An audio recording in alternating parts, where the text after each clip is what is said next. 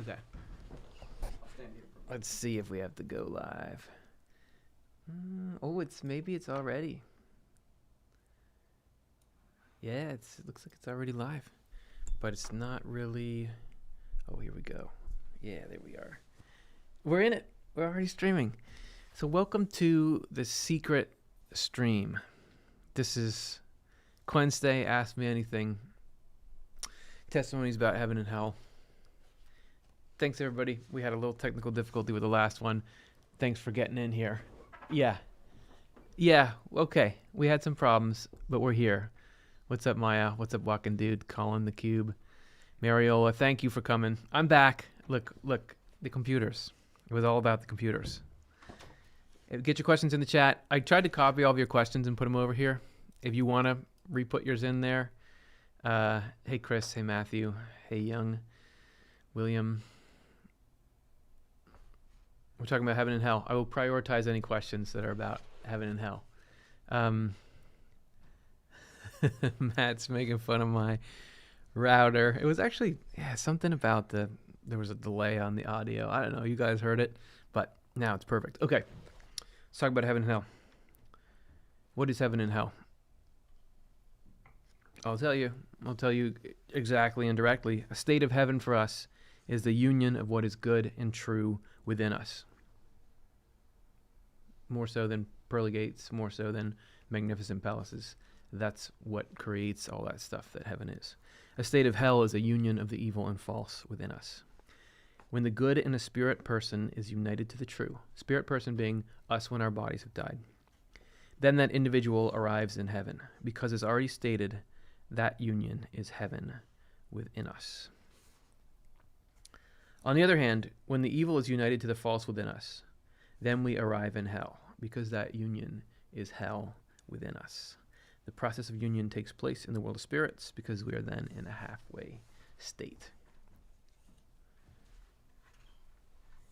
Okay, good. Stuart says I'm looking good. That means we must be good. Hey, Chrissy. Hey, Vicky.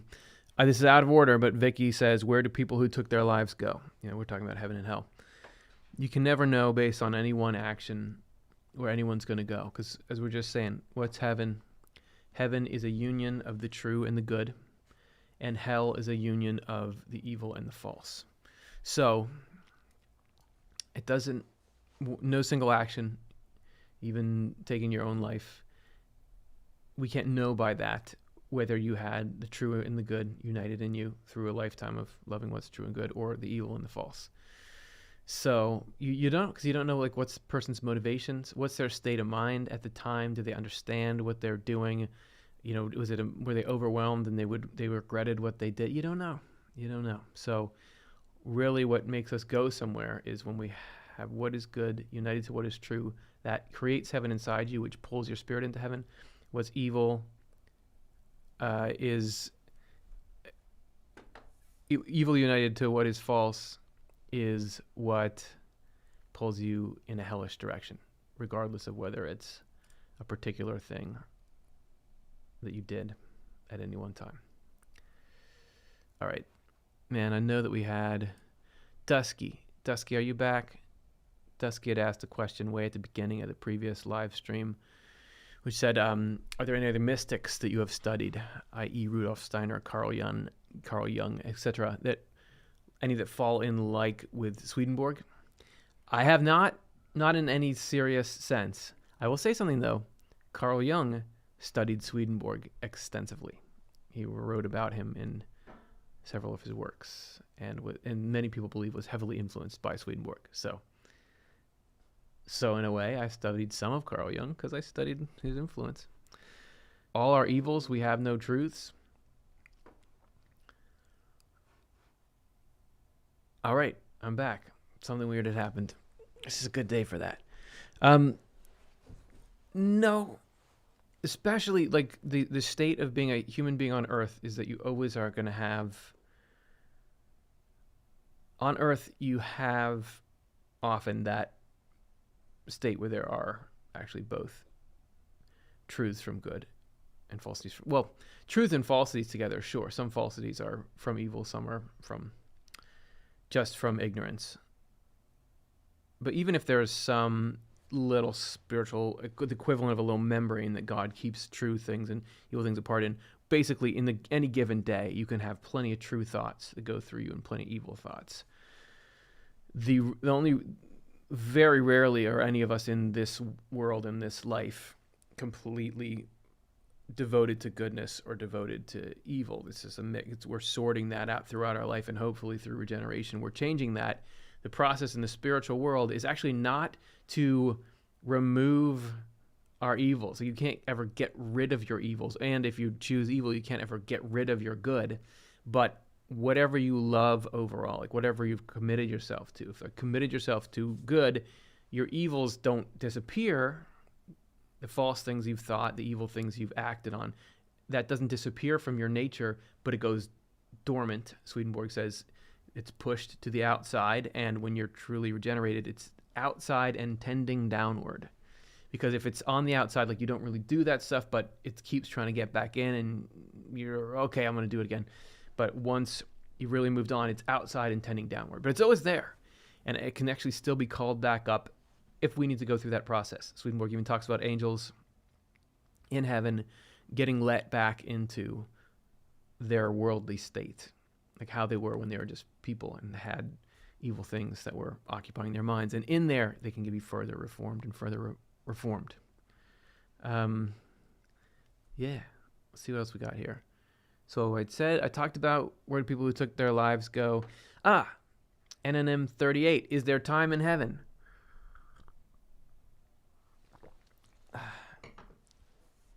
Where do people, is there time in heaven? Right. There's no time. There's no time and there's no space in the spiritual world. However, there is an appearance of time. So things still happen in an order. Like when you're in heaven, yes, I'm doing something now. Now I'm doing something else. I can know that, in a little bit from now, I'll go and do this. But it's not, I think I was talking about this in a very recent Wednesday. It's not fixed intervals of time. It's all based on state. So your eagerness for something, how much you love something, can stretch or squash the time that goes into it. So there's not fixed time. There's what Swedenborg calls an appearance of time. Chrissy Margot says, you are clueless about heaven and hell, or if they even exist, you dummy. What? And Chrissy said hi, like 2 comments before that. That's rude. Eric Rockham, hey Curtis. Deborah says, hi everyone. Young at heart. Does Swedenborg say anything about the way hell is depicted in the rich man and Lazarus story in Luke? Oh, man. Yes. Gosh, do I not know it very well? I know that when he's talking about richness and poorness, there's a whole section in Heaven and Hell about the rich and the poor and what that means spiritually, because Jesus is talking about rich and poor at all. And Swedenborg asserts that it's not about wealth. It's not about physical currency and how much of it you have. Because just like I was talking about before with what happens when people take their own life, you can't know what their motivation was, what the spiritual nature of any given action is, or what the effect that has on them. Same thing with wealth or lack of wealth. It depends on what your attitude is toward it. It depends on what you believe about it. For example, you can have a bunch of money, and it can make you believe that you're superior to other people. And it can make you believe you can treat them poorly. And it can make you gratify every sensory urge you have and start living for that. In that case, wealth is a curse. But you can have a bunch of wealth and you can believe that it's a gift from God and work earnestly to use it to benefit humankind and benefit the Lord's kingdom, which is the same thing as benefiting the common good or whatever you honestly think will make life better. And then it can be a blessing because you can do more with it. Same thing with lacking wealth. It can consume you and drive you into all kinds of negative behaviors, or you can be working to trust the providence and live with what you have, and actually you can be much more spiritually regenerated because you're going through those circumstances. So riches and lack of riches isn't really a spiritual thing. It's about how your attitude toward it. So what are spiritual wealth and spiritual poverty? Spiritual wealth is having a bunch of truths. Goodness and truth are spiritual riches. That's what's currency in heaven. That's what leads to everything that wealth here leads to. Good living conditions, happiness, good health. I think the Lazarus story, I'm not going to look it up. I'm going to try to go off the top here. I think the Lazarus story, why the rich man is in hell, is Jesus is talking about the religious leaders who had a bunch of truths. At the time, I think isn't he telling that story to the Pharisees? He's always arguing with the Pharisees because they had all these truths. They had the word with them. And yet they used religion, used their position just to get power for themselves, not to help people. And it's like being rich and not giving people any crumbs. I think that's what it's about. Okay. Okay, so where we go, man? Where's everything? Okay, yeah.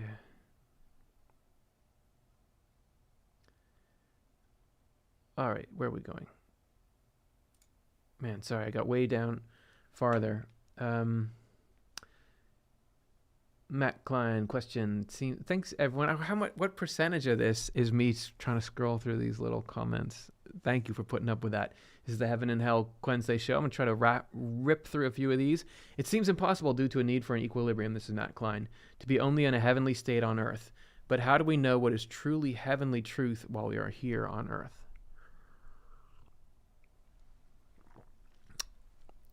Yeah. So equilibrium is that we are put in balance between heaven and hell so that we have freedom. I think, Matt, that you can shift your equilibrium. For the angels, I was talking about before about there's these angels in heaven, and remember I was talking about them getting let into their evils? That, like, their low, when they do go into their lowest state, is much higher than our lows here. So I don't think you'll ever have it that every day is good. It's always 72 degrees. It's always 72 degrees, even at night. But I do think we can move up to a state where even the lows are better than maybe even our highs are today. I think that that's possible in equilibrium, just because when Jesus was on earth, he had like the highest heaven pulling him down because he was so high up. You could move up to a point where maybe, spiritual level angels are pulling you up and natural level angels are actually pulling you down, versus here we've got angels and evil spirits pulling us down. Vera Sandin says, why did Jesus go to hell and 3 days went to heaven? The way that Swedenborg describes it is that throughout Jesus' whole life, he was reordering the entire spiritual world. Because the spiritual world is where all of our consciousness comes from. So not only does it concern everyone who's died and is gone there, but it's what allows any of us to go through this process of regeneration and choose either heaven or hell. This very equilibrium that I was just going on and on about was on the verge of collapse. That the reason why Jesus needed to come is because the entire human thing was on the brink of extinction. So the time after he died, when he goes to hell, is the same mission that he had the whole time, which was to go through every bit of hell and bring it into order. Take it all on, take their worst shot. He loves all the people in hell. So he's just like trying to correct them and sort them out, getting it to a place where things are rebalanced and the human race is no longer threatened.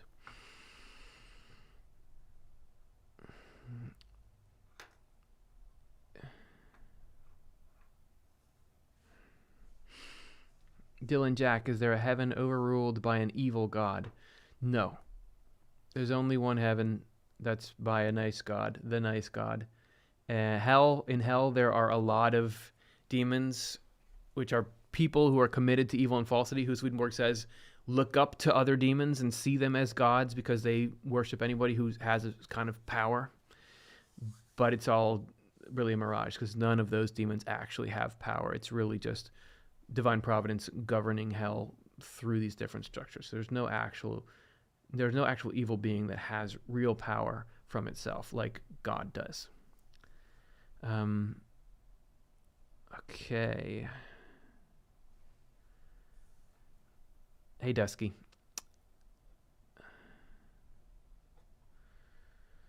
Colin Vickers says, what new things have you learned about heaven and hell from Secrets of Heaven Volume 3 so far?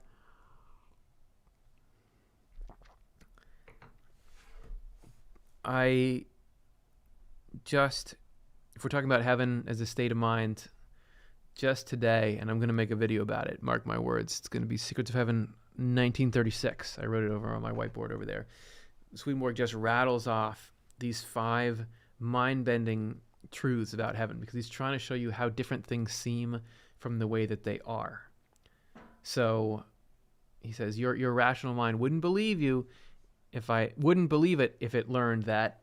And he says a bunch of these things in a row, which I had heard some of them, but the way that he puts it, one thing that he states there really clearly is that heavenly joy contains 0% sense of superiority in it.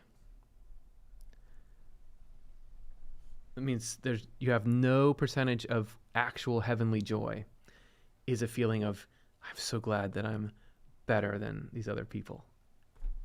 Which is a bummer, because not a bummer, but it's like, so many times we feel like, look at me. I won this race. I'm just like, I'm really going in my life here, and that's so cool. And I know how to do Swedenborg stuff really good, and isn't that great? I can do it better than other people. It can feel good, but that's not heaven. That's not what heaven is. You can be excited about things because of the good you're going to do, but there's no grain of superiority, joy and superiority in heaven. I feel like that's a banger. John Bishop, Christians, Jews both believe an earthly kingdom devoid of evil will come about. Does Swedenborg best fulfill the true meaning of history, Bible, science, philosophies to reveal the heart of God? I think that Swedenborg does predict a state in which things are radically better on earth. I don't know if he ever says there will be no evil on earth. I hope so. That would be great. I don't know where Swedenborg's writings end up. Like, are they going to be this thing that takes people through learning? Are they going to spread out over the whole world and people are going to know them like crazy? I feel like they're Mozart or they're Beethoven or Bach. They're just, I love them. They're ingenious. And I don't love every single detail of every part of them, but there's just such music in them. But I don't know if it's going to be Swedenborg's actual description or just there's so many things that are reflecting that and saying similar things is going to be more like there's a bunch of sources amalgamated into teaching us how to live. To me, Swedenborg best fulfills that, but I wonder if, I bet God's plan for the whole human race involves a bunch of sources coming together. S. Amethyst says, is spirit/soul an actual substance beyond the material world? What is it composed of? It sure is. He says it's actually more substantive than our reality, and it's composed of love and wisdom. Love is the underlying essence, or you could sort of say the material that everything is made out of. Everything spiritual is made out of, and physical by an extension off of that. But it's love, and wisdom is the form that it takes. So I don't know if there's levels in between, like there's the equivalent of the spiritual periodic table of the elements. I don't know. But I know that at its core, it's love and wisdom, because that's what's radiating out of God. And he says from the divine, the first emanation, which appears as like a sun in the spiritual world, that's where physical matter comes from. Sharon says, has reading Swedenborg's journals and doing live shows helped you with your depression? Yes, it has. Yes, it totally has. I remember last year when I was really in a bad spot and I had this health stuff going on. I remember coming and doing a live show and just feeling awesome after it. So I love it. You don't know how great it is that all of you want to talk about Swedenborg. Because I'm used to, I grew up with, I know about Swedenborg. I like Swedenborg, but nobody else in the world cares about it. So this is like, I'm in heaven. Okay.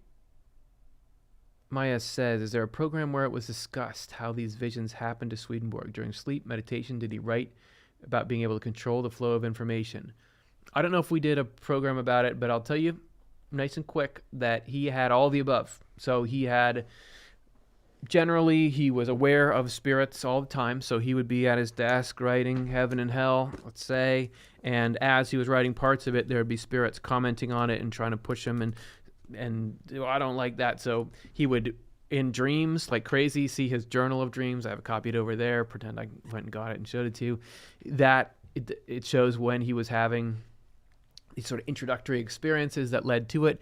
But he began to have those sorts of experience in wakefulness. There's times when he would be entirely out of his body and just flying through the spiritual world and interacting with angels and demons there in heaven and hell. There would be times when his body, he says, even though this is all pretty wild stuff, this is even more wild, I feel like, that he'd be going on a walk and suddenly start having this spiritual experience where he was in the spiritual world, right? And he was going around and seeing it. And when he'd come back into his body, he would have walked across town. So like somehow he was on autopilot. So it's all the above. Okay. Who's got something good? How can I, NNM38, how can I overcome my fear of eternity? I'm Christian, so I should be excited for heaven. But eternity freaks me out. Were you here last time asking that? Somebody asked that last time.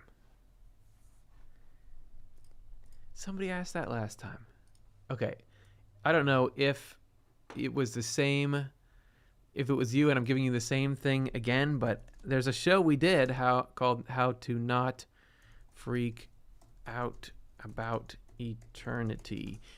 Primarily, it's don't think about it as an eternity of time. It's an eternity of state, which is sort of a complex thing, which is why I'm giving you this. It's just 22 minutes.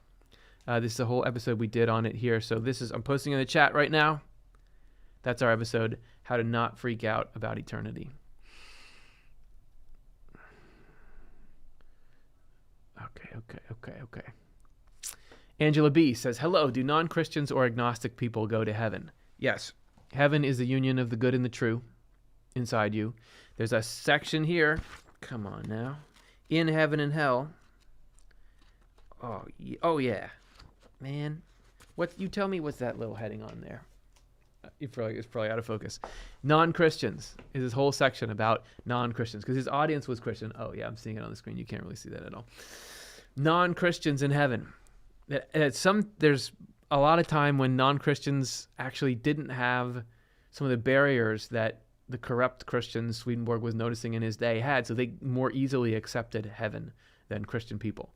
Anybody who has love and truth going together, which means you have some concept of a higher power and you're living rightly based on what you believe, your faith or your spirituality tells you to do, that's what heaven is. That leads you to heaven. So that very much so, people anywhere around the world who is doing that, you're building heaven inside yourself.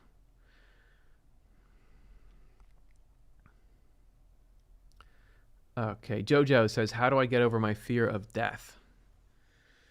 Yeah, I don't know. In the chat, does anybody have thoughts on how you get over the fear of death? I am less afraid of death. Well, it depends on what you mean by fear of death. Like, I'm not afraid of dying. Like, sure, nobody, I guess, can be totally sure unless you've had like a near-death experience, which I haven't had. But I'm pretty convinced about the survival of consciousness. I don't have a lot of struggle in myself. Like I said, do we really just wink out and there's nothing? That doesn't.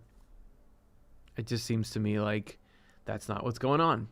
So I don't have a fear of death in that way, and I don't really fear the actual process of dying, both because I believe there's this really great thing on the other side, and because so many near-death experiences say the actual process of dying is comforting and you're taken care of. And I just was looking at Mary Neal's near-death experience where she was drowning in a kayak and her legs were breaking, but her spirit was safe and it wasn't being hurt. That said, I'm very afraid of dying now because I have a wife and a daughter and people that love me, and I don't want them to suffer that, because I've had people that I love die. People in my family have died when I was young, and that I'm scared to leave somebody with that same kind of wound. So as far as like get over the fear of death in general, I just read near-death experiences. Read near-death experiences. Read people who have gone through it. That's the best way. If it's the fear of death, what about the people that you love? That's like, what are they going to do? That's hard to get over. I mean, in the end, you're going to be okay. I was okay. I said I had death in my past, and I'm okay. Look, here I am. I wouldn't want to not be in this life that I'm in right now. But I guess that's more, again, in near-death experiences, though, there is this, okay, it's going to be okay. We're going to take care of your loved ones. You just got to think about sometime, 100 years in the future when you're all back together again and everyone's happy.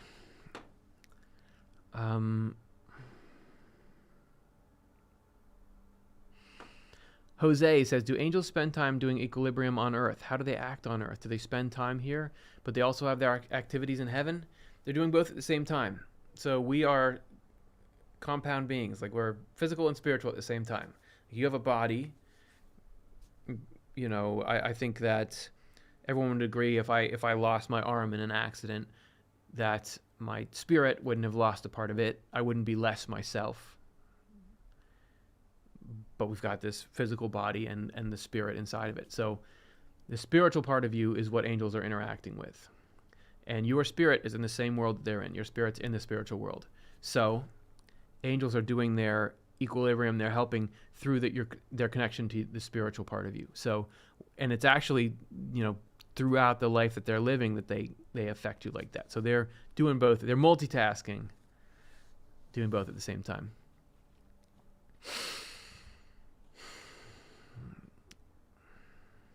Dylan says, supposedly in either the Gospel of John, Jesus said he was the one in the garden that convinced Eve to eat of the fruit so that he could set us free from the evil God that created us to trap our souls. I haven't heard that. That's not what Swedenborg says. I don't think I've read that in the Gospel of John. I mean, evil, you can't create souls out of evil. Love is life. So you're not going to be able to create life out of hatred. And you wouldn't need to. Why would God need to create someone to trap? He would just already just give himself the need. It doesn't make sense.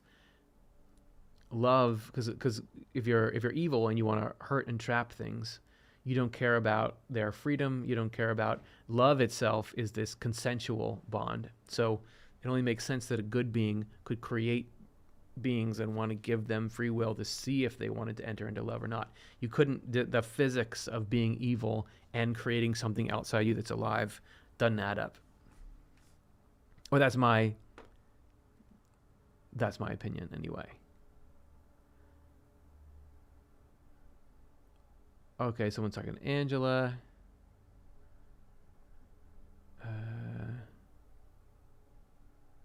wonders, I heard it's possible to be deceived by the devil in a near-death experience, thinking you have gone or been to heaven or actually in hell by showing up as a relative or angels. That's disturbing to me. I would say this, Wonders. There's no devil according to Swedenborg. There's not like I was just saying. There's not a single self-generated evil being. The devil is the name given to the love of evil in each of us. So the will to dominate and hurt and trap others. The devil in us. If you take everyone who's committed to doing those bad things, that is the devil. Those bad things themselves, that is the devil. Thinking of been to heaven, we're actually in hell, showing up as relatives and angels. Yeah, of course it's disturbing to you. We're very well protected in transition. Swedenborg talks about being shown the dying process and that angels are around anyone who's transitioning, which I would assume is NDE as well. And they are the amount of power that angels have over evil spirits. If evil spirits get near angels, if angels look at evil spirits, Swedenborg says 10,000 evil spirits would just... So it's not like a real battle. It's more the angels are trying to not hurt the evil spirits because God still loves them. So I don't think there's any scenario where people are getting tricked in NDEs. Chris says, great quote from Heaven and Hell 352, whatever is rationalized takes on the appearance of truth, and there is nothing that cannot be rationalized. Yeah, that's great. Okay, let's see. Sure, that's fine. He wants me to approve some of the comments you guys are putting in. I'm approving him. Yeah, Chrissy Margot is really cranky in the chat. Civility, please. God knows the choices we make before we make them. This means I choose my life. He's got me covered. Let's see. Oh, good. Jojo says that was a good answer. The Cube says Trisha Barker is a great resource on near death. Yeah, man, I got the pleasure of getting to chat with Trisha on the internet on her channel. That was a lot of fun. Okay, where are we? Come on now.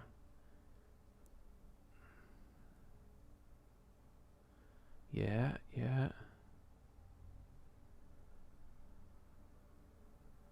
Hello, John Childs. What's going on, bro?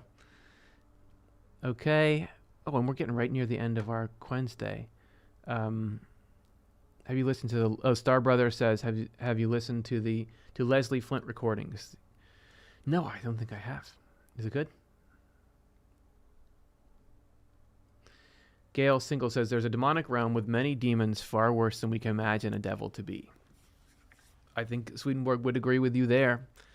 He says he has just, even in this thing here, there's a whole section in the back called Hell, and he talks about, according to him, when you as a human being devote your life to monstrous things, to enjoying harming people, to getting pleasure out of insulting or cutting them down, to try to dominate them, to try to exploit them, that is demonic. Like, those urges are demonic. And the more you let those take over and run your life, the more that you become demon-like. And that gets really extreme in the afterlife, when all the restraints that hold us back right now, that we want to be seen as good people, we don't want to get in trouble with the law, when all that goes away, people adopt these horrific forms. And a lot of stuff Swedenborg saw, a lot of the demons, which are people devoted to what is evil. He says Satans are people devoted to what is false. They're bad. It's like spooky. It's where probably we get the inspiration for all the horror movies and stuff that we make. All right.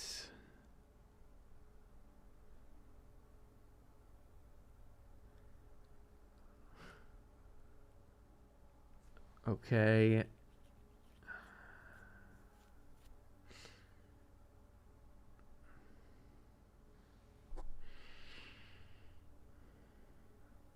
Erica says, sorry if I'm missing any of you. The way that this, like, the comments are on this stream is, they're going and going, and then suddenly it updates a bunch at once, and I have to skip around and go back and try to see it. So if I miss you, then I apologize.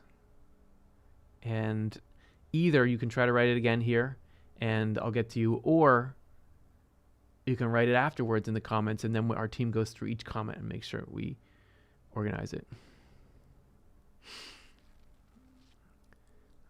Okay.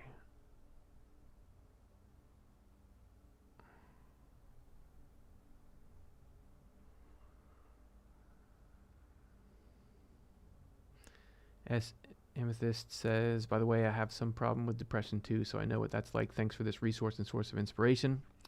That's what we're trying to do. We'll get through it.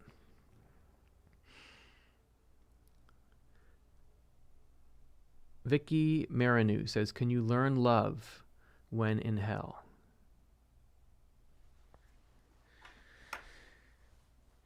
Yeah, everything that happens in hell is about lessening people's devotion to evil and trying to get them into a state where they can more participate in usefulness. Usefulness being doing constructive things for other people, which is the essence of love, is doing something that benefits someone else. So in hell, there's sort of two tracks that the actions seem to take. One is if people are trying to do bad things that are going to make them more and more evil, God will allow them to feel the consequences of that, so they'll develop a repulsion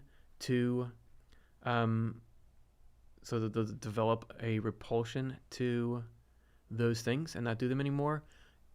And so that's one track.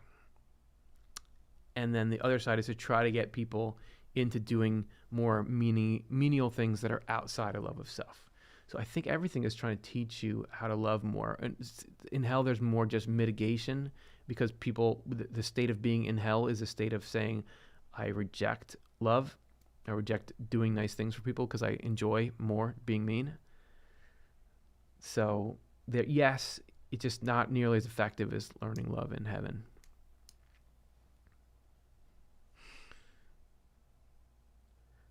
Randy Hall says, will we argue with women like we do now? People are people on the other side.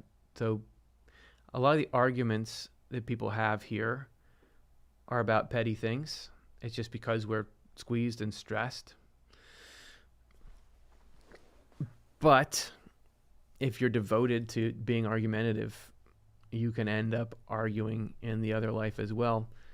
Swedenborg talks about couples who meet, and either some of them find that they have this deep soul bond and they really get along. Other ones separate and say that we weren't right for each other. But I think by nature, goodness is gentle, loving, non-argumentative, isn't looking to fight and win. So I would think in heaven, people aren't arguing with each other. I would think there's debate and people are trying to get to the core of ideas. But I would say the difference with arguing is you're just trying to attack out of, you're mad and you're trying to get revenge.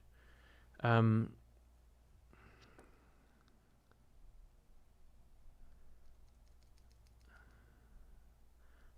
right.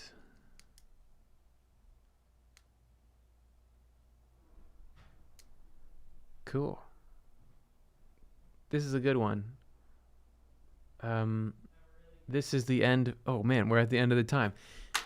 Thanks everybody. This has been great talking about heaven and hell.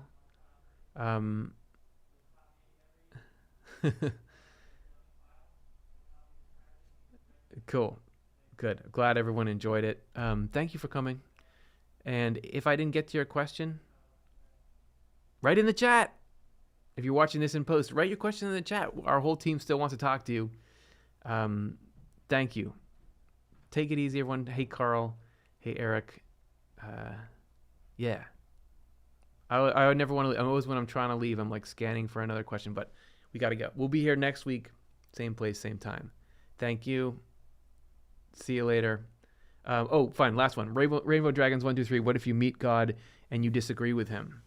You are always allowed to disagree with God. I think you'll find, though, that God is good and true. So everything that we object to usually about God is our idea of a way in which God is unfair or not as noble and admirable as some human qualities. I think I haven't really heard of anyone who actually meets God in like a near-death experience who isn't absolutely smitten. But you're always allowed to disagree. There's absolute freedom of thought. But I think you'll find that what the kind of things God's into is you got no problem with it.